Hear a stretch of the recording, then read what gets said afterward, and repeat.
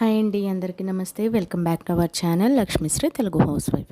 ఈరోజు మన వీడియోలో చాలా స్పెషల్ రెసిపీ అండి, పాలక్ పన్నీర్. ఈ పాలక్ పన్నీర్ ఎలా ప్రిపేర్ చేసుకోవాలో తెలుసుకుందాము.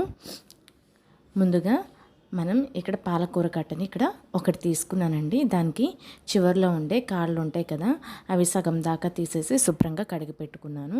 ఈ కడిగి పెట్టుకున్న వీటిని ఒక బాండీలో వాటర్ పోసుకొని బాగా బాయిల్ అయిన తర్వాత దానిలోకి ఈ కడిగి పెట్టుకున్న పాలకూరని వేసుకొని బాగా మిక్స్ చేస్తూ ఉండండి.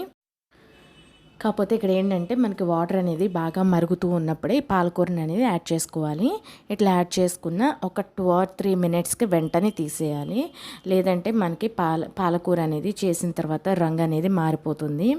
మనం గ్రీన్ కలర్లోనే ఉండాలనుకుంటే ఇట్లాగా బాగా వేడి నీటిలో వేసి ఒక 2 నిమిషాలు ఉంచేసి తీసేసి దాని మీద కూలింగ్ వాటర్ అనేది పోసుకుంటే మనకి పాలకూర అనేది పచ్చగానే ఉంటుంది.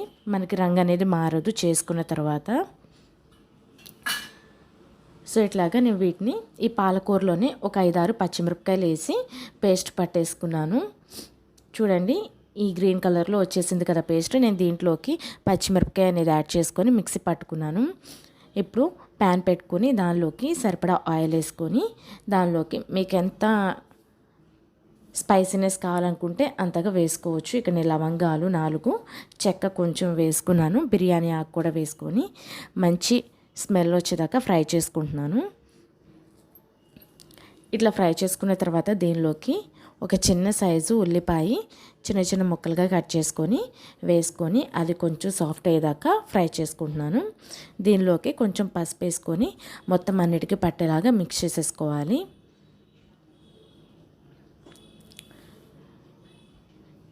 ఇప్పుడు దీనిలోకి మనం ముందుగానే మిక్సీ పట్టుకున్నాం కదా, ఆ పేస్ట్ వేసుకొని బాగా ఉడికించుకోవాలి. ఎందుకంటే ఇది మనం పచ్చి ఆకుని మనం పేస్ట్ వేసేసుకున్నాం కదా నీళ్ళలో 1 నిమిషం ఉంచేసి, అందుకని బాగా ఉడికించుకోవాలి. ఇప్పుడు దీనిలోకి అల్లం చిన్నులపై పేస్ట్ నేను అక్కడ దంచి వేసేసుకున్నాను ఫ్రెష్గా. ఇట్లా వేసుకొని అంటే మనకి పాలకూర కొంచెం పచ్చి వాసన వస్తుంది కదా, అట్లా రాకుండా కొంచెం స్పైసీనెస్ ఉండడం కోసం ఇక్కడ నేను అల్లం చిన్నులపై పేస్ట్ అనేది యాడ్ చేసుకుంటున్నాను. అలానే దీంట్లోకి కొంచెం ధనియాల పొడి, అట్లానే కొంచెం గరం మసాలా పొడి అనేది యాడ్ చేసుకోండి.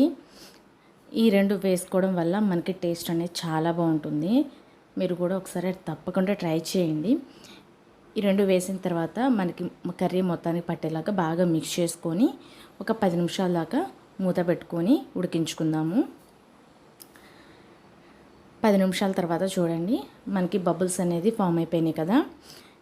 దీని తర్వాత దీనిలోకి మనం పన్నీర్ ముక్కలు ఉంటాయి కదండి, ఆ పన్నీర్ పీసెస్ని చక్కగా దీంట్లోకి ట్రాన్స్ఫర్ చేసేసుకోండి. నేను ఇక్కడ చిన్న సైజుగా కట్ చేసుకున్నాను. అట్లయితే చాలా బాగుంటుంది, చక్కగా ఉడుకుతుంది కూడా. మీరు ఈ పన్నీర్ పీసెస్ వేసిన తర్వాత ఒక 15 మినిట్స్ దాకా కుక్ చేయండి. అప్పుడు మనకి పచ్చివాసన అనేది పోతుంది, కలర్ కూడా చక్కగా చేంజ్ అయ్యి ఆయిల్ మనకి పైకి తేలుతుంది. చూడండి, ఇక్కడ ఆయిల్ పైకి తేలింది కదా. సో ఇట్లా పైకి తేలిందంటే మనకు ఆల్మోస్ట్ కుక్ అయిపోయినట్టే. ఒక 5 నిమిషాలు ఉంచేసి స్టవ్ ఆపేసుకొని మనం దీన్ని చపాతీ, రోటీ, పుల్కా వీటిలోకి సర్వ్ చేసుకోవచ్చు. వేడివేడిగా చాలా బాగుంటుంది. ఈ వీడియో మీకు నచ్చితే లైక్ చేయండి, షేర్ చేయండి. మరిన్ని వీడియోల కోసం నా ఛానల్ సబ్స్క్రైబ్ చేసుకొని పక్కనే బెల్ ఐకాన్ ఉంటుంది, ఆల్ అనే బటన్ని క్లిక్ చేయండి. దీని ద్వారా నేను పెట్టే ప్రతి ఒక్క వీడియో మీకు నోటిఫికేషన్ ద్వారా ఈజీగా వచ్చేస్తుంది.